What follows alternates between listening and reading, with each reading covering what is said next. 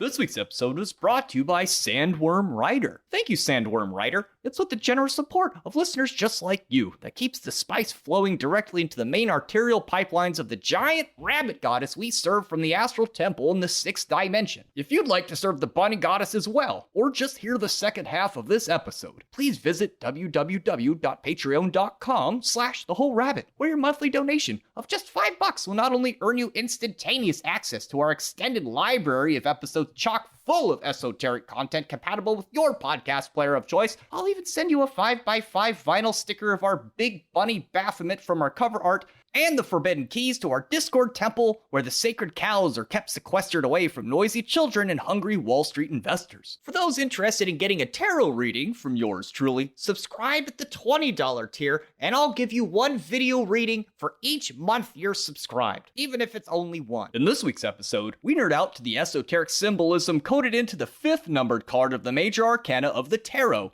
the Hierophant, also known as the Pope and the High Priest, Magus of the eternal gods. We discuss the divinatory meaning of the card, its etymological roots, biblical references, and the priesthood of ancient Egypt. We explain why the Pope's zodiacal association is with the constellation Taurus, and what it has to do with Venus and the moon. In the extended show, we discuss the Apis bull, the birth of the Cretian Minotaur, the magic of the number 5, the golden ratio, the Hebrew letter Vav, the tree of life, and of course, Gematria woven into the Thoth version of the card. We learned a lot researching this episode, so we hope you'll learn a few things too. Thank you, and enjoy the show.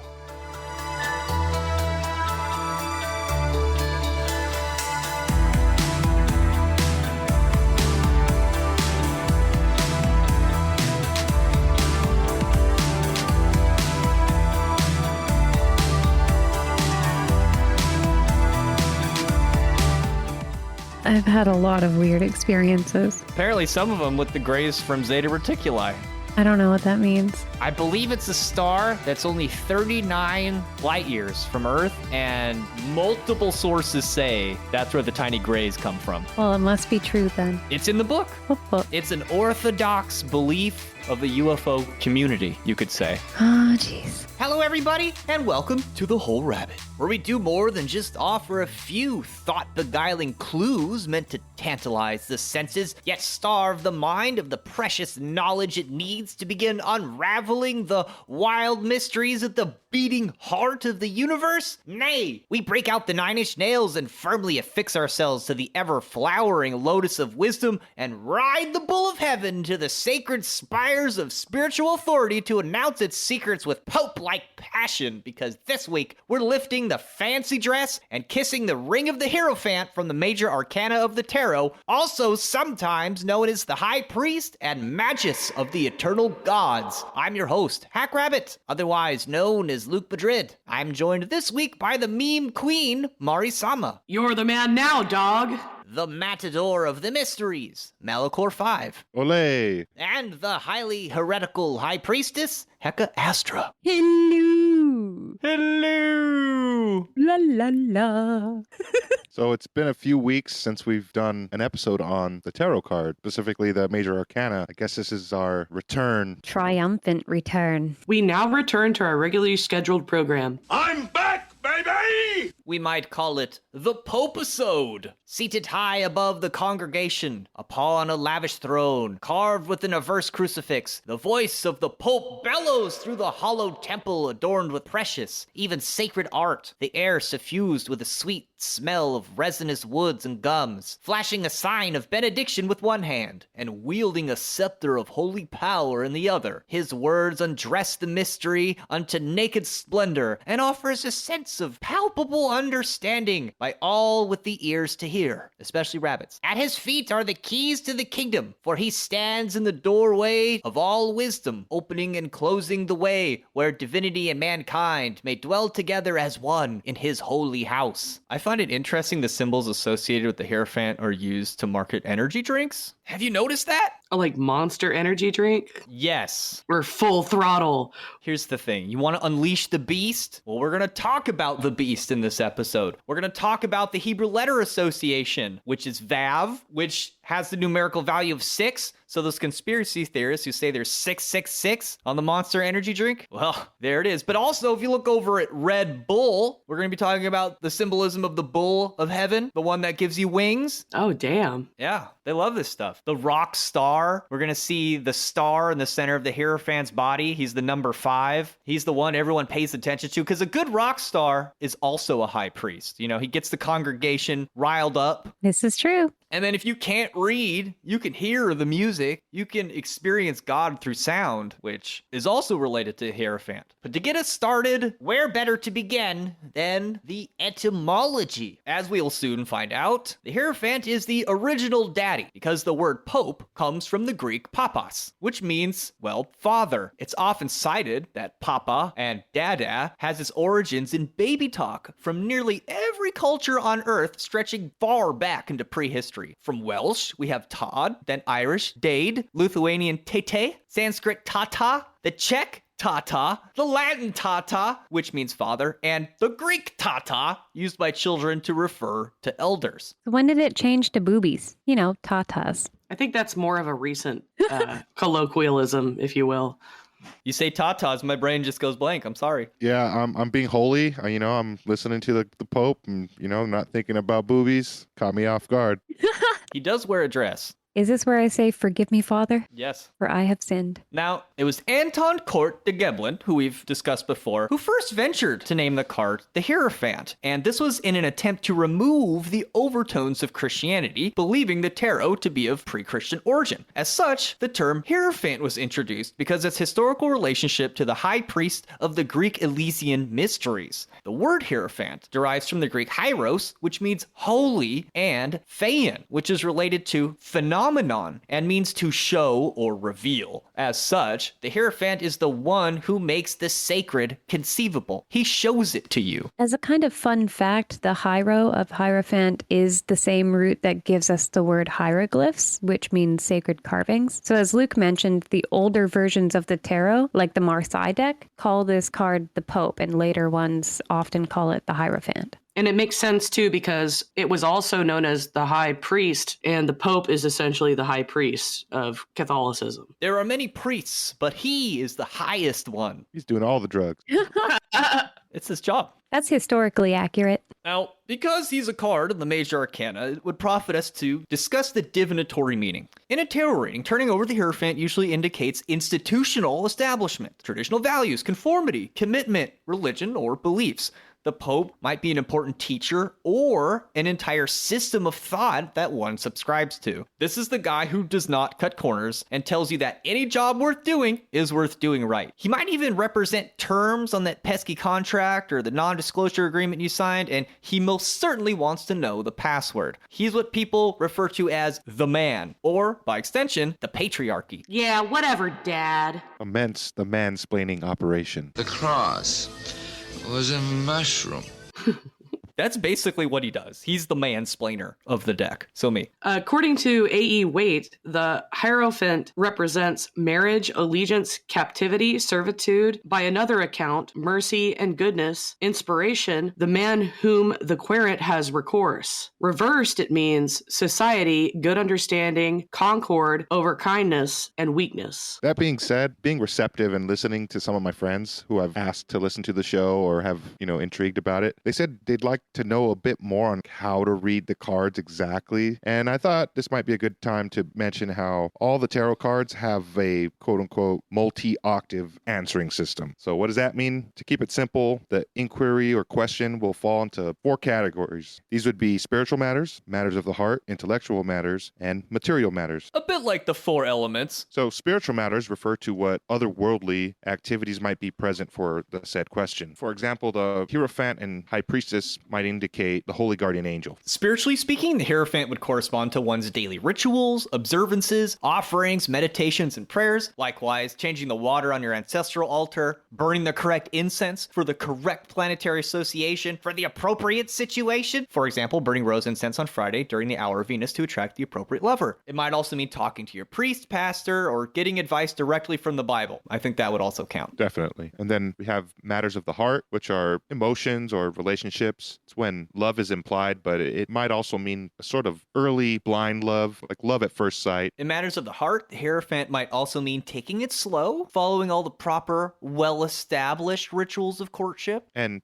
some people include upside down pulls, and if you do, you would reverse or confound the energy of the card or these ideas. For instance, if the Hierophant is reversed in terms of love, it might mean going for a first kiss too soon, offering Netflix and chill for a first date, or having your ex drive you to and from, generally breaking taboos and tradition. So from film, you might consider Taxi Driver when the protagonist takes his date to go see a porno. Even up until then, it was going pretty good. And then that was just too non-traditional. It was too weird. It was too offbeat. That's actually a really funny example for a reversed Hierophant in matters of love. Yeah, he thinks it's the greatest idea ever, and he even advocates for it after the fact she walked out.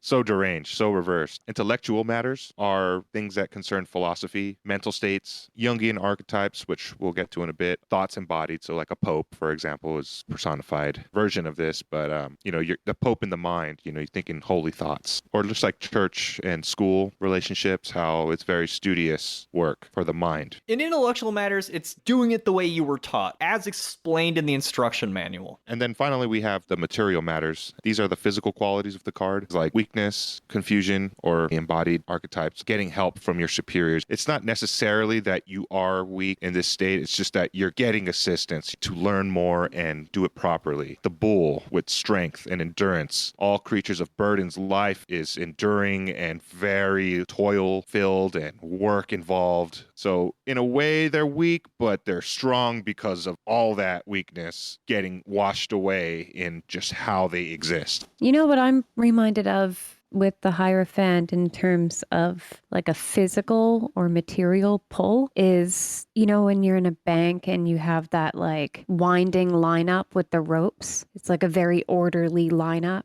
or like hopscotch where you have very specific, like this step, this step, this step. That's what comes to mind for me. It might also mean having a wealthy client or a financial backer for one's endeavors. Many of the great historical pieces of art, and especially in terms of European culture, had the financial backing of a pope. It might correspond to using the company credit card. Like you said, a wealthy client is investing in you. A bull is also a symbol for investments, i.e. the stock market. When the stock market is going up, that's called a bull market because the bull strikes upward and expands outward in its strength. So as a specific example, pulling the Hierophant after asking, what should I do on my vacation, is saying you might run into a local that knows a few spots or fun activities. You ever hear Bill Burr talk about visiting different places? Like if you come to California from New York expecting to pick up a slice of pizza at 3 a.m, you're probably going to be disappointed. You should probably just go hiking and eat a burrito. The Hierophant says, when in Rome, do as the Romans. Sometimes he says that literally. So let's talk about the Jungian archetypal version of the Hierophant. What might he mean in our dreams and our visions and our inner psychology?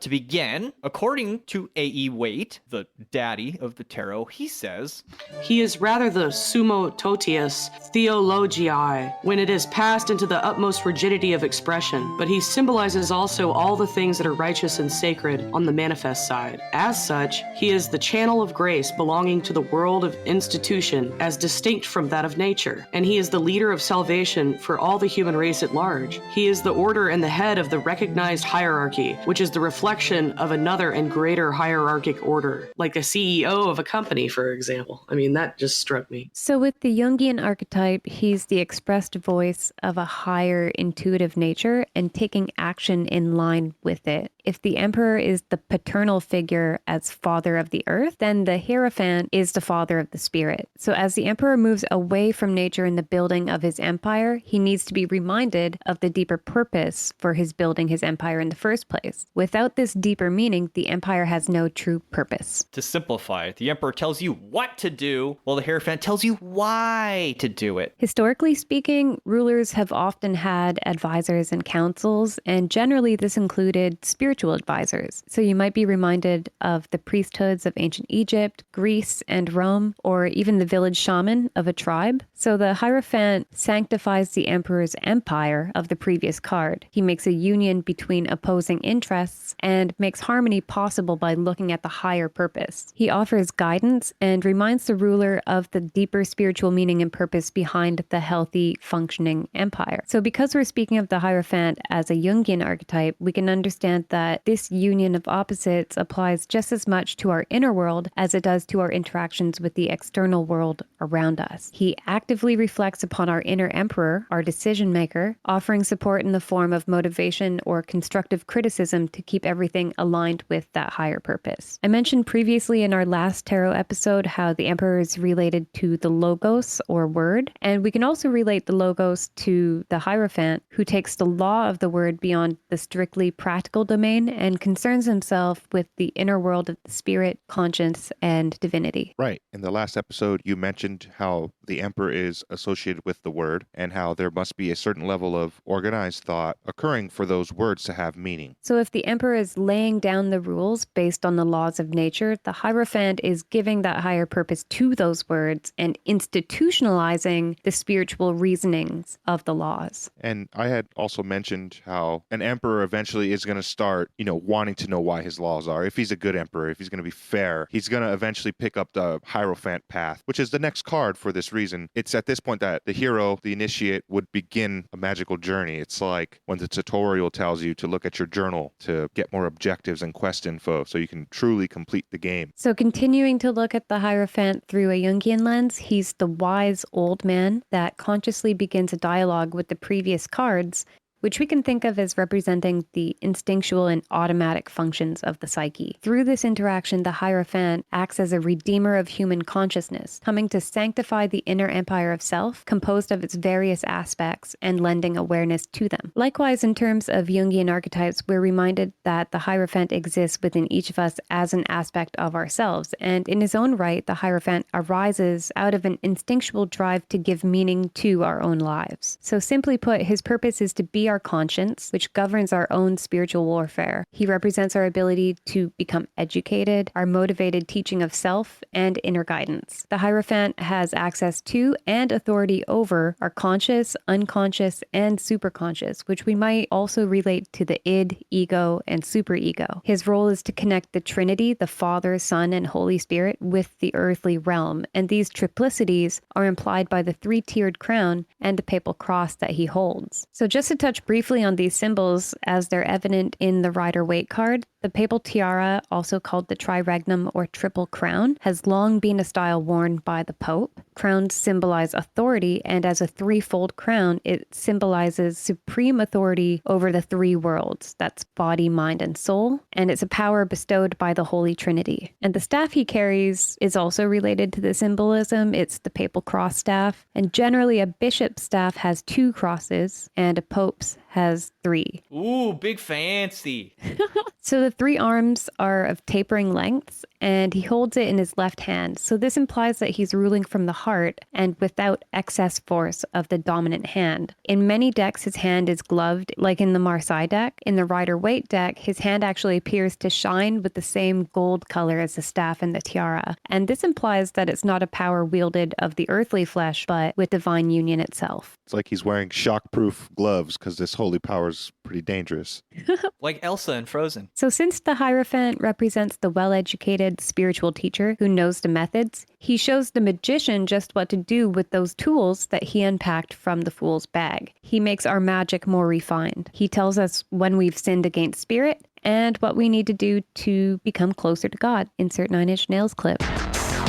Oh, we'll talk about 9 Inch Nails. So I guess by consideration of all this being said, all the holy books of all religions are technically written by hierophants. As Liebach says, in the absence of God, we will pray to police. If we want to get truly literal and call Jung's Red Book, or as it's known, Liber Novus, it is Sigmund Freud who represents the Hierophant archetype to C.J. Jung, his strict, orthodox teacher, with whom he eventually had to break with to become his own master teacher. Even still, Freud was always honored as his spiritual and intellectual intellectual father figure for the entirety of his life. Famously, C.G. Jung never released his Red Book to the public due to Freud warning him that doing so would release a black flood of occultism, leaving its existence shrouded to all but the intellectual elite until the 2000s. This same Red Book appears on Mr. Ullman's desk during the opening sequence of Stanley Kubrick's The Shining to indicate that C.G. Jung's system of thought concerning dreams as a form of symbolic language is being used as a storytelling device and can then be utilized by the audience as a key to unlocking the veiled meaning behind the film itself. Sadly, names like Freud and Jung go barely mentioned in introductory psychology courses, even as their contributions to the institution of psychology are undeniably foundational. Thankfully, we have Kubrick to remind us. As symbolized in the Rider-Waite version of the Pope, he sits upon an elevated foundation, which corresponds to his system of thought being the foundation of a larger institutional body of knowledge. It's upon this platform his feet are firmly planted, and it elevates him above his congregation. The idea of a pope serving as the foundation of institutional power and holding the keys to proper interpretation of the mysteries is well represented in the New Testament. In Christianity, the first pope is thought to be Saint Peter, considered by Catholics the founder of the church and the first bishop of Rome. He was thought to be, quote, given the keys to the kingdom by Jesus Christ, and said to be the rock or Petros upon which the church was founded. Jesus Christ famously renaming him Cephas or Cephas if you're speaking Aramaic, according to Matthew 16:18. And I say also unto thee, that thou art Peter, and upon this rock I will build my church, and the gates of hell shall not prevail against it. While Lamelo Duquette likes to jest that calling someone a rock in Aramaic may have been a jab at Peter's intelligence, the significance of the word Petros, as it is rendered in early Greek versions of the New Testament, made him reminiscent of Father Zeus and later Jupiter, who was substituted for a stone when being fed to his father Cronus, Saturn. Likewise, in terms of pre-Christian Roman religion, it was the high priest, or Pontifex Maximus, who would maintain the harmonious connection between the Roman state and the authority of the gods, Jupiter and Saturn being the most important two. As Christianity came to envelop Rome as the state religion, the Pope and Pontifex Maximus would become one and the same. This is really interesting to me because the sign of benediction that you see the Pope do, you know, the same hand in blessing that you see in old depictions of Jesus and saints, it's done by raising the forefinger and middle finger together. And if you look at the planetary associations of those fingers, they represent Jupiter and Saturn. That's the forefinger is Jupiter and the middle finger is Saturn. And then the thumb is Mars, and sometimes it's hidden, but generally the thumb is also extended upwards to heaven. This gesture, it's visible in the Rider-Waite Hierophant card. The ring and the pinky fingers for Venus and Mercury are pointed downwards to the earth, and this gesture is emblematic of as above, so below, and it implies a dual nature of connecting heaven and earth, God and man, in a bidirectional fashion. So this is also directly related to the Pope's title of pontiff, from pontifex, meaning bridge. That's the Pontifex Maximus that you just mentioned. And I've also kind of heard that it's undesirable to be caught in the shadow of the Pope. You guys ever heard about that? No. No. It's probably because he's committing a sex crime against you at that moment. Oh. Well, as the story goes, the gesture of benediction with the hand sign supposedly originated with St. Peter. Originally, Peter's first name was Simon, whose name is preserved along with his legacy of papal authority in the child's game Simon Says. Because if Simon doesn't say it, you don't have to do it, right? But if Simon says it, then you have to do it. That's cool. I didn't know that. Forgot to say Simon Says. According to the New Testament, Simon Peter was a fisherman from the town of Bethsaida in Galilee, who then became an early disciple in Christ's ministry and was recognized by Jesus as a leader amongst the apostles. Even still, Peter was known for his passionate and sometimes impulsive nature, famously denying Christ to Roman authorities 3 times, while also having been the one to confess Jesus as the Jewish Messiah and the Son of God. This proclamation is described in 3 of the Synoptic Gospels, Matthew, Mark, and Luke. Jesus accepts this proclamation, even declaring it a revelation sent to Peter from God the Father. In this way, Peter, acting as the revealer and declarer of Christ's divinity, makes him emblematic of exactly what a hierophant is meant to do, which is to reveal the divine to a congregation. Also thought that perhaps him denying Christ 3 times goes well with the 3 crosses that run along the hierophant's outfit in the Rider-Waite, and also also the papal cross that he has. And we also know the cross of St. Peter is the one that everyone thinks is the satanic cross, or it's the upside down cross, because famously, when Peter was martyred, he didn't feel worthy to be condemned in the same way Christ was, so he asked to be crucified upside down. And so that's why you have an upside down cross being, well, actually associated with the establishment, not against it. You hear that little Uzi vert? You papal simp. Papal smear. Who wants a bagel? In Matthew 16:19, Jesus says to Peter, "And I will give unto thee the keys of the kingdom of heaven. And whatsoever thou shalt bind on earth shall be bound in heaven. And whatsoever thou shalt loose on earth shall be loosed in heaven." Interesting, because Peter is the attendant of the pearly gates in a lot of the media. yeah, he holds the keys to the kingdom. Yeah, he lets you in or out.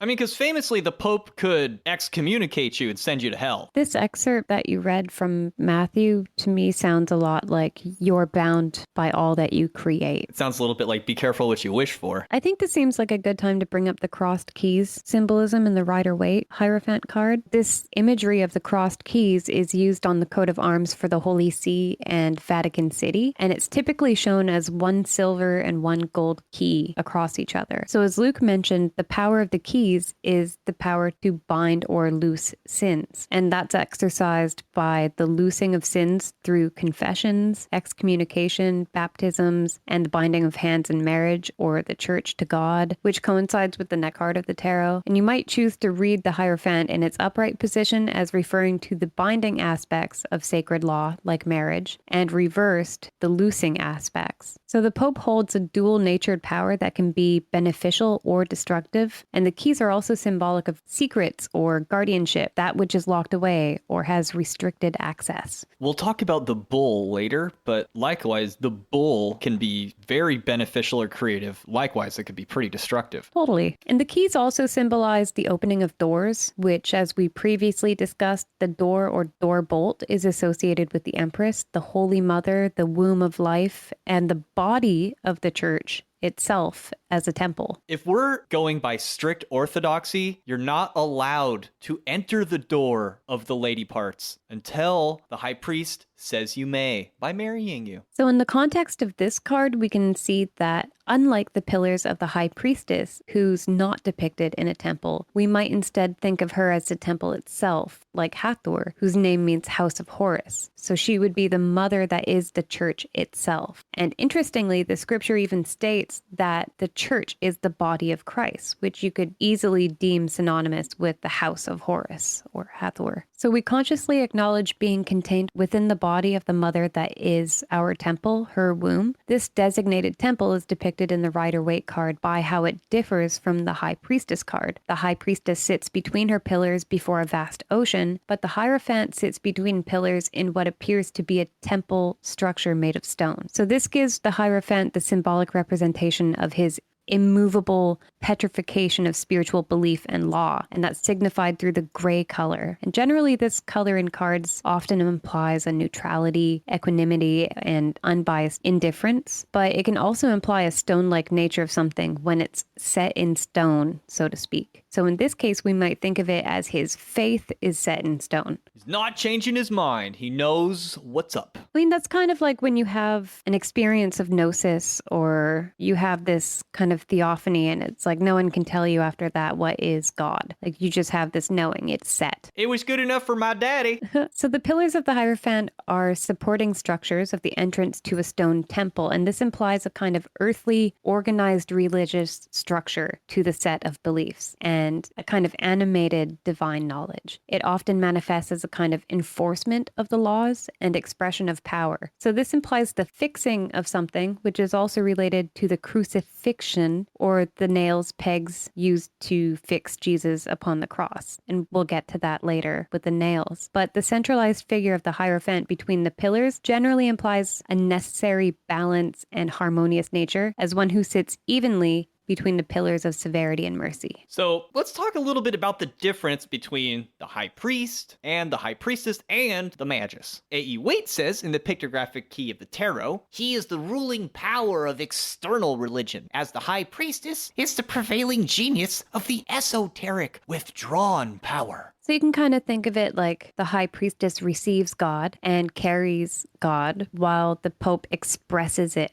So you might consider the high priestess esoteric and the Hierophant exoteric comparatively. If you look at the symbolic imagery used in the traditional tarot decks like the Marseille or the Rider-Waite deck, his priestly attire covers his throat. Symbolically, we can see that his speech is protected. The Hierophant's instructions are received from higher powers and spoken into existence by him. Simon says dance. Yeah.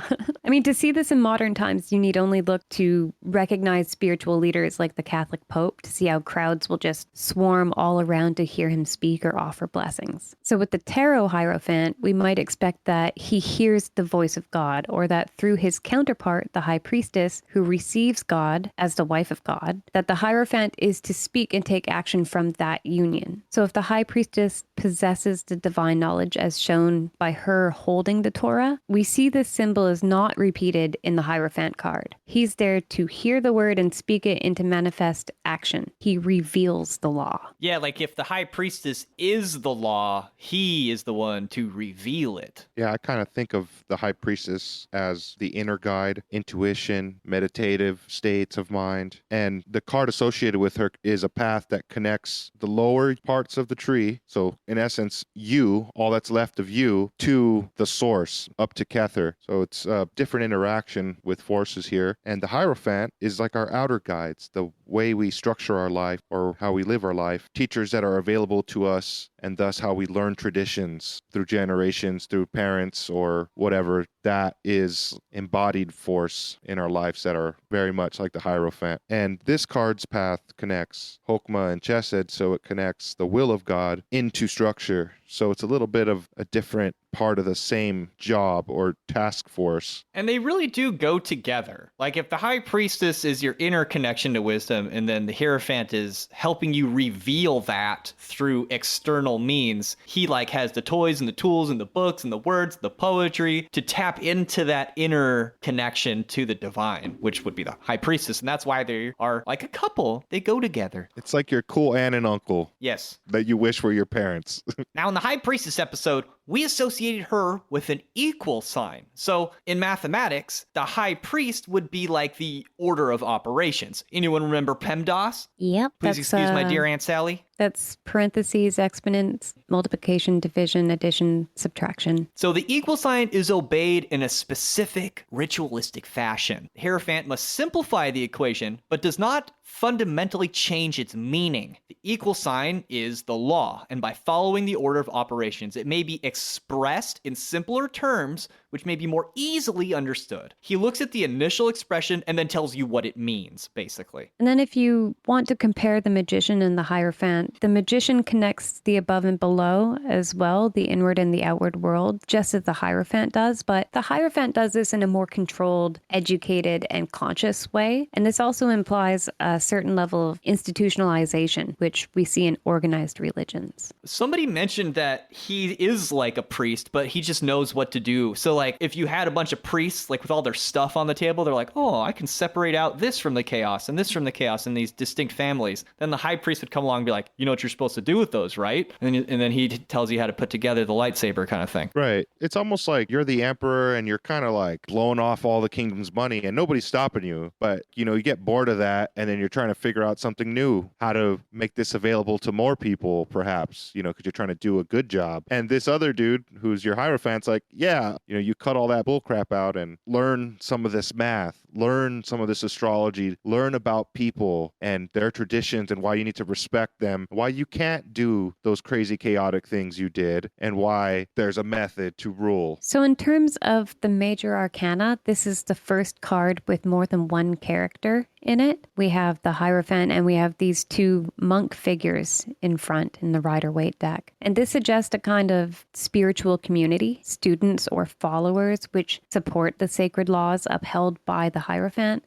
And this paints the picture of an organization with a leader at the head. And of course, there's no leader without followers. There's no teacher without students. Please make sure to like, subscribe, and share. So the robes of the monks, they depict the rose and the lily symbolism that we've seen earlier from the magician card. But unlike the natural intermingling of the flowers in the magician card, these symbols are now separated and embroidered on the orderly monks. So these two symbols generally represent passion and purity among all the other things that we discussed in the magician episode, and we see it institutionalized into a pattern on their clothes. So what begins as a liberating force, the Hierophant binds into a limiting force. Right. And these two priests, they appear almost identical, like twins almost, or brothers of an order. So if we do think of this pair as the alchemical twins, or the duality of the lovers, then in the following card, we see this pair's transformation of union. But for now, they're synonymous. So the hairstyle of the monks, that's the monk's ring or tonsure, it may indicate an openness to God. That's the bald crown with the ring of hair. And this also exposes the crown chakra and is emblematic of humility as well. Baldness can make you humble. It allows this God energy to flow freely through your skull without hindrance of hair. Right. So this hairstyle is also reminiscent of a halo. And the open crown style, like you said, it indicates that there's something above you. And the openness suggests a willing receptivity to God. So the Hierophant is often depicted looking larger than the other figures in the card, just like how the gods in ancient Egypt were depicted larger than the humans. And this indicates that the Hierophant is larger, like a kind of infallible or supreme entity that they look up to. It's also a little difficult to see, but the floor in the tarot card of the Rider-Waite, it's a duad floor. It's often a feature of Masonic temples, and that's the checkerboard pattern. So this alludes to the teachings that are necessary for the construction of Solomon's temple, and it represents the ground floor of it. So this black and white pattern, it implies a dualistic cosmology, and it's often taken as a symbol of duality and balance in general. So that's light and dark, positive and negative, life and death, good and evil, that kind of stuff. Male and female. Yep. So the checkered mosaic pavement is an ancient pattern of stonemasons, and it's also a natural byproduct of weaving, which goes back to prehistoric times. It even exists as a pattern in nature. Like you see this on snakes and beetles and stuff. So this checkered pattern, it also holds an ancient link to kingship, and we even see it as the foundational pattern on the boards for the game of chess. And it also reminds me in graphic design or computer graphic arts, if you have a corresponding checkerboard pattern and you scale back from it, you get a shade of gray. So this is how halftone patterns, like in screen printing or in pixel games, like old pixel games, they would shade with a checkerboard pattern of black and white pixels. It also makes sense because the Hierophant is the bridge between the two worlds always. Or the two dualities that you're talking about, dark and light, black and white, like we were saying. Built upon foundational knowledge. Yeah, there's like a whole art discussion to be had there, but yeah, it's it's a real thing. You guys ready to talk about historical priesthoods? Oh yeah. Yeah. David Koresh, here we come. So remember how I mentioned previously in the High Priestess episode that all priests and priestesses in Egypt shaved everything every third day? That includes having bald heads, no eyebrows, no eyelashes. What about balls? Everything. Even the bikini line. I mean, some of the more prestigious priests would wear wigs. I really want to make a solid gold merkin joke here. I think it's funny that all those white folks started wearing wigs as a symbol of their authority at some point, which was a bit silly, but if it stretches back to ancient Egypt with the pyramids and the obelisks they put on the dollar bills, it makes some sense. Did they wear a merkin though? I don't know about that. For anyone who doesn't know, a merkin is a pubic wig. When I looked up what a merkin was on Google, all I found was pictures of Jared Leto. I'm just hearing Merca in my head. Merkin. I'm a Merkin. I mean, solid gold merkin has been an inside joke of mine for a long time, and I'm just really happy that it's come up. I don't think they actually wore, merkins in ancient Egypt, but I could be wrong. Anyways, Egypt was a highly spiritual society as it was, and it centered around the concept of ma'at, that's divine truth and order. So priests, as hemneter, meaning servants of the gods, they were considered to be extremely important people since they were charged with the tasks of upholding ma'at on a larger scale in Egypt. So unlike modern priests, the Egyptian priests didn't really have church-style gatherings. Their job was more so to serve the gods, not the people. That was their primary function. So instead, priesthoods were more like full-time jobs and lifestyles which centered around the temples to ensure the gods' continued presence on earth. So kind of like monks would be considered in most Western and even Eastern cultures, is somebody who's a constant attendant of God in an enclave.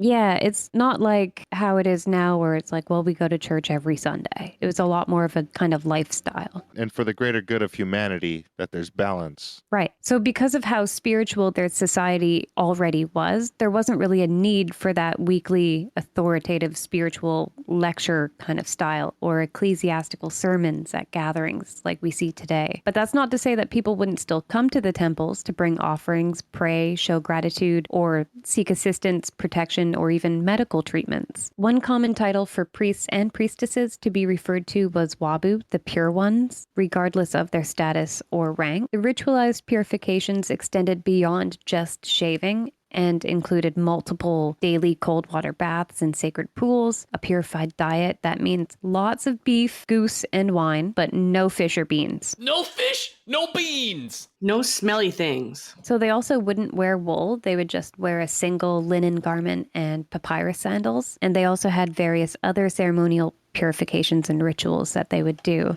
So there was a bunch of different duties and ranks for priests. Often they overlapped with their activities. There were laymen that cared for the temple grounds. There's stolists. Those are people who tended to the gods and their statues, adorning them and presenting food offerings to them, as well as sealing the temple chamber at night. Wab priest was a general title for one who would purify vessels or tools. And since Wab means simply pure, like I mentioned, this was also used as a general term for priests. There was also lector priests. Those are people who recited sacred texts. And these priests often held highly revered roles as magicians and healers. Lector priests would often be educated and skilled scribes with access to magical books held within libraries at temples or the palace. Did they have podcasts? No, unless you consider sitting around and listening to somebody.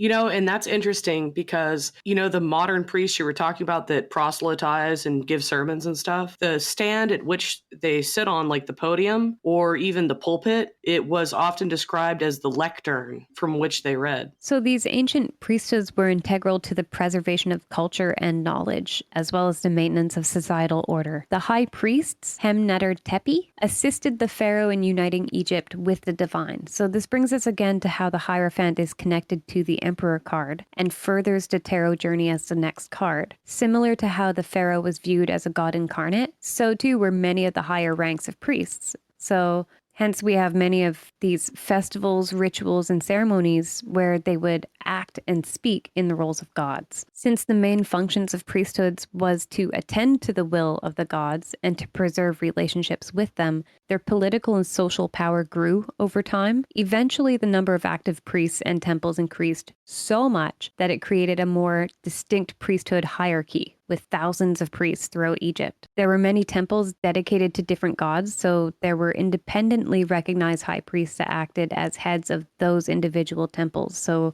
for example, the major cult centers would have a high priest for that particular cult center. In Thebes, you'd have a high priest of Amun. In Memphis, a high priest of Ptah, and so on. These particular cult centers had some of the most renowned priesthoods. That's why I'm mentioning them. But by the Middle Kingdom, the position of high priest was often given by the pharaoh or inherited through family lineage. And those who held such positions were also typically expected to take part in commonplace societal life. That means having a house, a wife, children, that kind of stuff. But regardless of how the high priest came to that position, it was still a rank that they would have to put the work into to climb to. So they would need experience serving as a scribe, be skilled as a horological priest, that's the tracking of the hours of the days, and possess other skills like healing and astrology. It was pretty book heavy. Full-time nerd. Yes.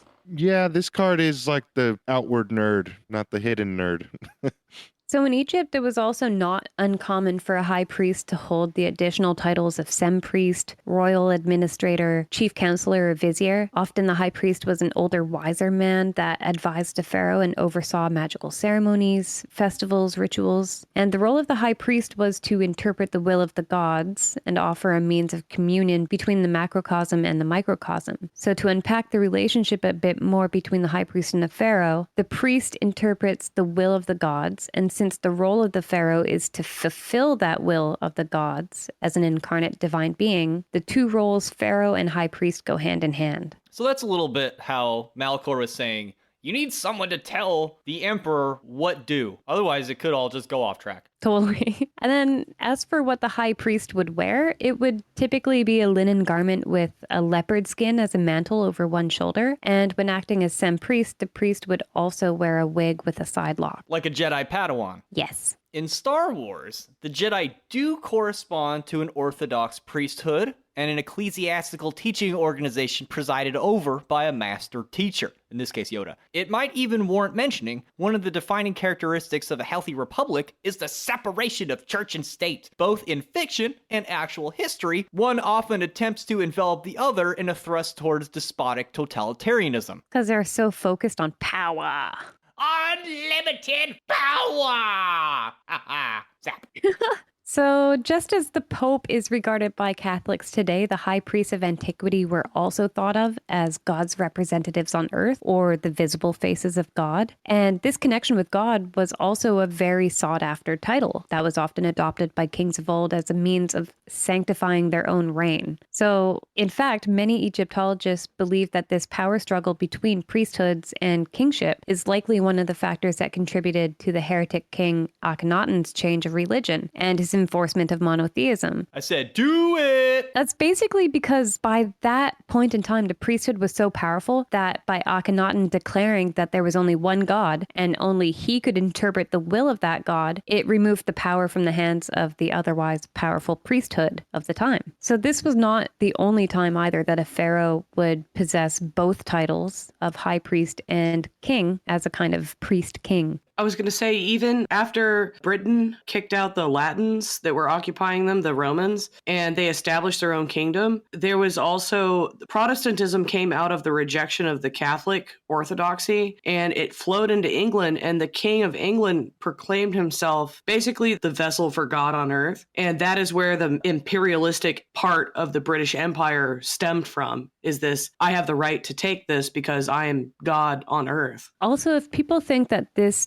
doesn't still occur, this does still occur. Even now with the British monarchy, they hold the title of head of church. Yes, exactly. They are over the priest class still to this day in that country. So that was like also a Western instance of the priest king thing that's aside from the Catholic Pope. In the three branches of government that we are supposed to practice here in the United States, the high priests would be the judges or the judiciary. Now, in Fraser's Golden Bow, he suggests that the strange murder rituals that happen at Lake Nemi stem from an older tradition where the high priest and the king were, in fact, one thing. We spoke a little bit about this in our last tarot episode, and it had to do with the laws of nature dictating what the king could or could not do, and then the king being an extension of that nature. But as things became more institutionalized, we see the sacrifice of the king be substituted for a sacred bull, and we see the beginning of the rise of exoteric religion and the rise of the patriarchy. This all happening during the Age of Taurus, which of course corresponds to the zodiacal correspondence of the Hierophant card. There's also something that Herodotus wrote in History's Book 2, Chapter 141 regarding Egyptian priest kings. The next king was the priest of Hephaestus, whose name was Sethos. He despised and had no regard for the warrior Egyptians, thinking he would never need them. Besides, otherwise dishonoring them, he took away the chosen lands, which had been given to them, 12 fields to each man in the reign of former kings. So when present king Sennacherib came against Egypt with a great force of Arabians and Assyrians, the warrior Egyptians would not march against them. Priest, in his quandary, went into the temple shrine and there before the god's image bitterly lamented over what he expected to suffer. Sleep came upon him while he was lamenting, and it seemed to him that God stood over him and told him to take heart, that he would come to no harm encountering the powers of Arabia. I shall send you champions, said the god. So he trusted the vision, and together with those Egyptians who would follow him, camped at Pelusium, where the roads came into Egypt. And none of the warriors would go with him, but only merchants and craftsmen and traders. Their enemies came there too, and during the night were overrun by a horde of field mice that gnawed quivers and bows and handles of shields, with the result that many were killed fleeing unarmed the next day. And to this day, a stone statue of the Egyptian king stands in Hephaestus' temple with a mouse in his hand, and an inscription to this effect, "Look at me and believe." It's kind of gross. He's touching a mouse. I hate mice. They're awful. Ratties are cute. No, gross. Very cute. Well, he must have God on his side. He didn't get hantavirus.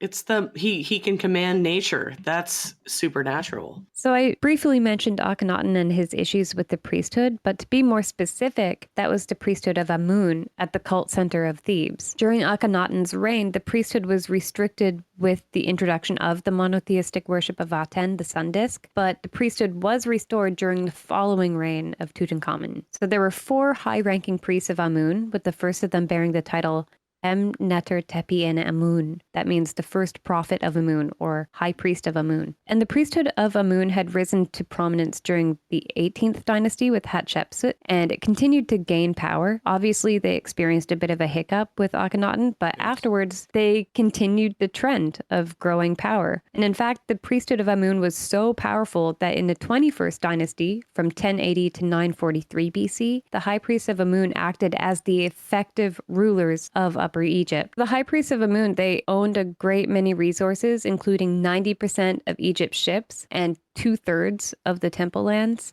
Wow. That's a lot. And these temple lands, they weren't barren either. They were rich with wheat, barley, herbs, flowers, and shrubs. So that means that they also owned a great deal of resources as well. And even though the priests were not technically pharaohs at this time, some of them did assume the throne, and they were even buried in royal tombs with their names encased in royal cartouches. Like social media influencers. Or corporations. So let's talk about the zodiacal association of the Hierophant before we wrap things up on the free show.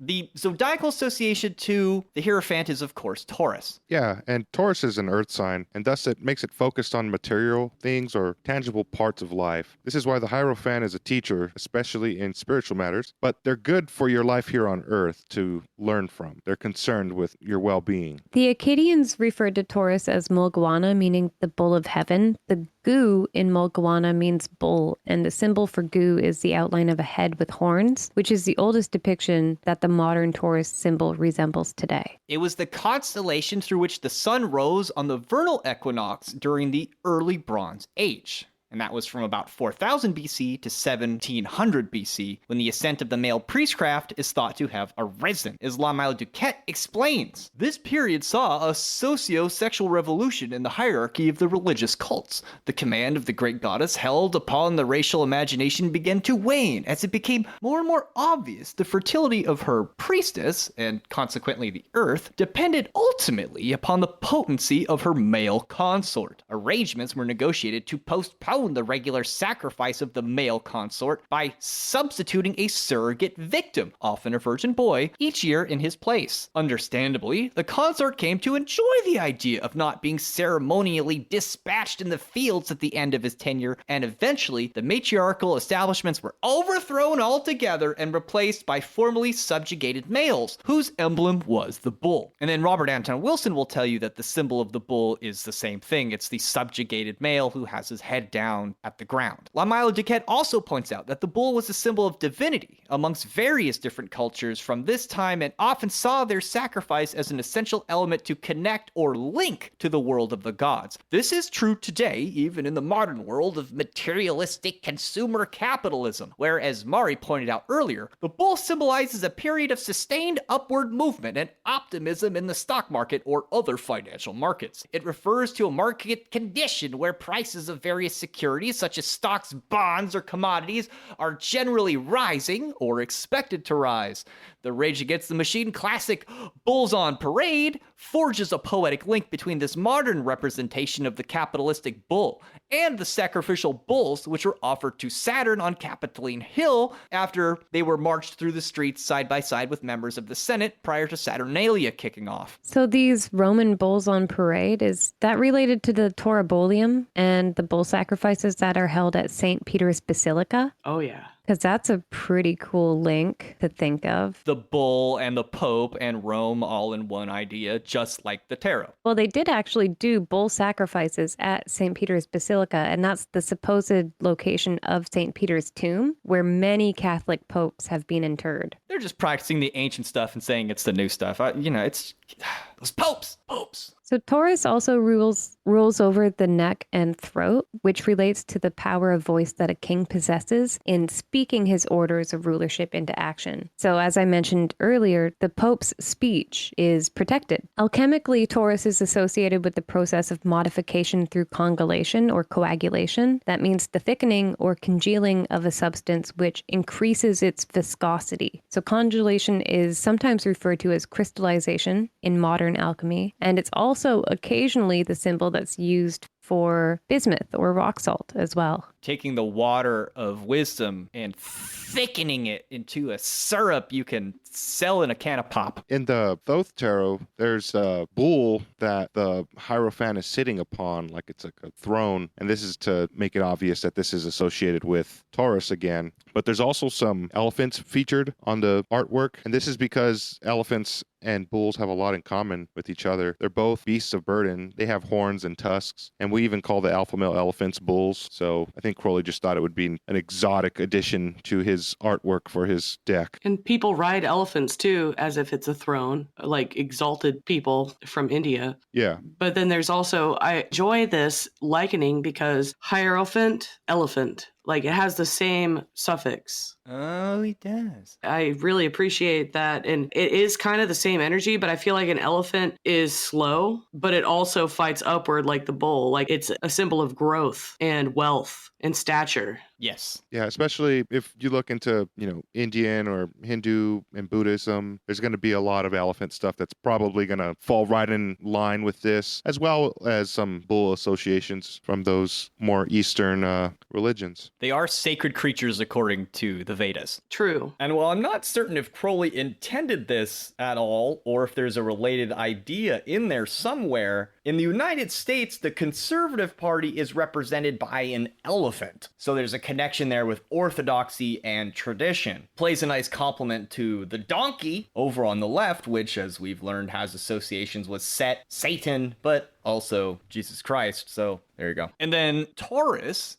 is ruled by Venus. In its sign, the moon happens to be exalted. Right. My moon is in Taurus, so I kind of vibe with this part of the discussion here. It kind of makes sense because the moon is a lot to do with our emotions and such. And bulls have a somewhat scary association due to their temper. And it's well known that pissing off a bull usually means it's going to take some work to calm that beast down. Again, we can see a receptive quality here. This bull has interpreted a message of some sort. Maybe you held up a red flag, right? And it has a response to that. And it's able to project that into a physical force in your world. It's going to mess you up, like in that scenario. It's not a wise thing to do. And it's very good at this. Like a Hierophant would be adept at teaching. And Taurus being ruled by Venus has many angles of interpretation. But if we consider Venus as an idea of divine love, then this unification of the highs and lows that we find in the qualities of a nail or a hook, things that keep things together, this symbol is echoed in joining the high and the low energies of heaven and earth. With it being in the sign that exalts the moon, it makes the Hierophant a receptive entity, even within the subconscious or meditative realms, and not just this physical realm. I thought it was interesting in the modern cult of consumer capitalism, the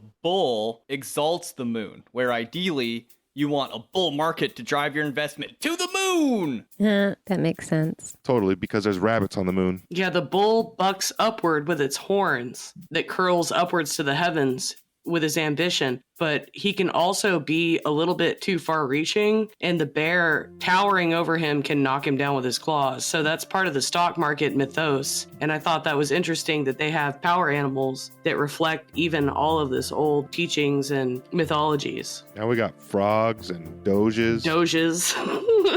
Yeah, but it all comes down to the bull or the bear market. But the bull is always charging towards the moon. The bulls, the bears. That bulls. Hey, the 1993 Chicago Bulls kicked a lot of butt. I mean, yeah. 93 Bulls. beast.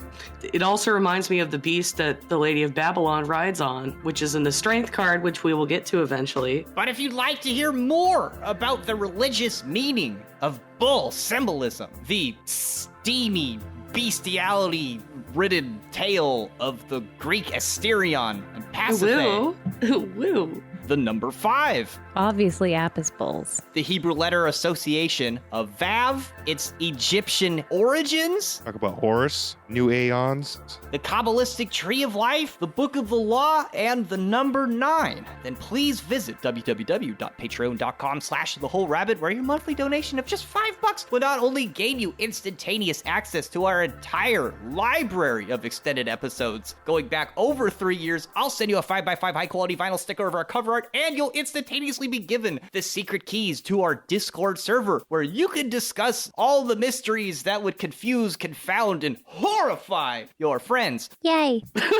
I forget where I was going. Thank you, everybody. Eat carrots and shoot lasers. Pew, pew, pew.